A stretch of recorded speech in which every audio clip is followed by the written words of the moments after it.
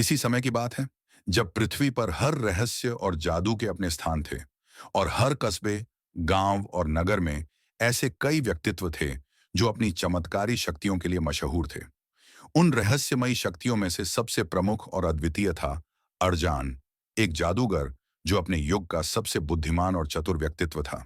उसका जादू न केवल देखने में अद्भुत था, बल्कि उसके द्वारा किए गए हर कार्य का उद्देश्य कोई गहरा और पुराना रहस्य छुपाए रखता था। अर्जान का नाम उन सभी जगहों पर सुनाई देता था जहां कभी भी कोई अजीब घटना घटी हो, जहां किसी ने अपनी कल्पना से परे कुछ देख लिया हो और जहां कोई भी समझ नहीं पाता था कि वास्तव में क्या हुआ।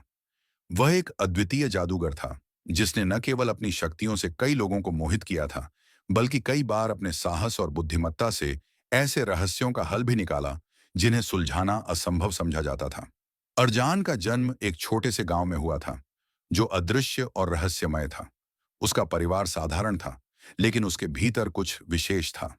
उसे जन्म से ही ऐसे संकेत मिलते थे जिनसे उसके आसपास के लोग आश्चर्यचकित रहते थे।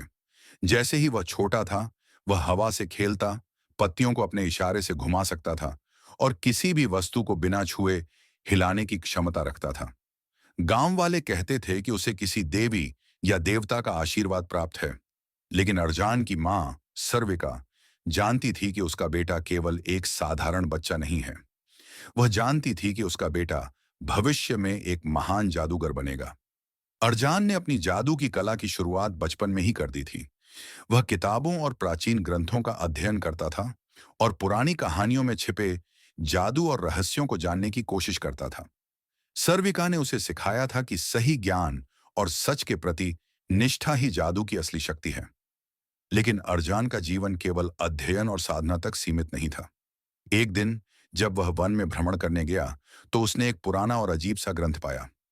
यह ग्रंथ एक गुमनाम जादूगर का था जिसने कालमाया नामक एक रहस्यमय और खतरनाक जादू से जुड़ी जानकारी संकलित की थी।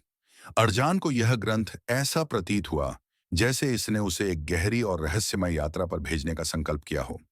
कई वर्षों तक अर्जान ने इस ग्रंथ का अध्ययन किया और उसे धीरे धीरे समझने लगा।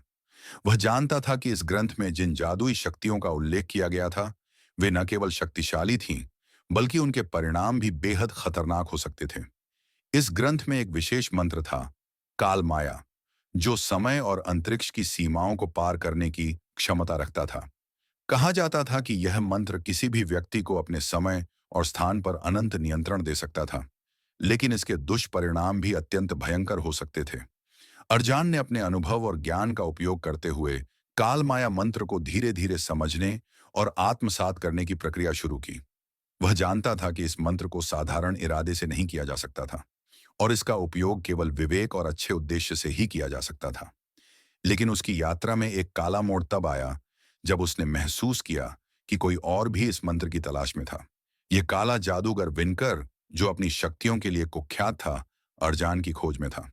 विनकर ने कभी भी किसी जादूगर से नहीं हारने का संकल्प लिया था और वह जानता था कि यदि वह कालमाया का उपयोग कर सकता है, तो वह न केवल अपना समय नियंत्रित कर सकता है, बल्कि पूरे संसार पर शासन कर सकता है।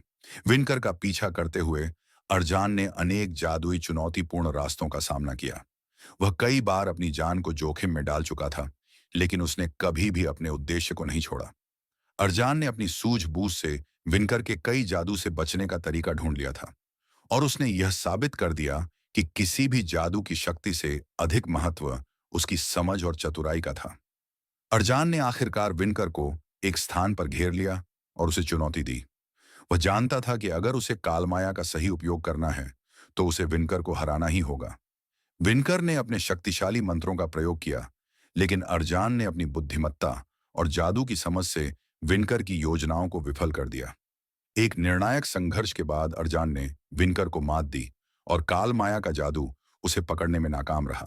संघर्ष के बाद अर्जान ने यह सीखा कि केवल ज्ञान और शक्ति का उपयोग नहीं, बल्कि उनका सही उद्देश्य ही सबसे महत्वपूर्ण होता है। उसने कालमाया का उपयोग न करने का निर्णय लिया, क्योंकि वह जानता था कि इसे नियंत्रित करना उसके लिए भी एक कठिन और खतरनाक काम हो सकता था। अर्जान ने अपने जादू को केवल अच्छाई के लिए उपयोग करने की शपथ ली और वह अपनी यात्रा में हमेशा यही सिखाने की कोशिश करता रहा कि सच्चा जादू केवल उस समय काम आता है जब उसे एक अच्छे उद्देश्य के लिए किया जाता है। अरजान की यह यात्रा न केवल जादू और रहस्य की यात्रा थी, बल्कि यह जीवन के महत्वपूर्ण पाठों और समझ का भी एक प्रतीक बन गई। उसकी साहसिकता, समझ और चतुराई ने उसे न केवल महान जादूगर बना दिया, बल्कि उसने जादू के संसार को एक नया दृष्टिकोण दिया। अरजान का सफर खत्म नहीं हुआ है। अभी तो और रहस्य खुलने बाकी है। मिलते हैं अगले पार्ट में।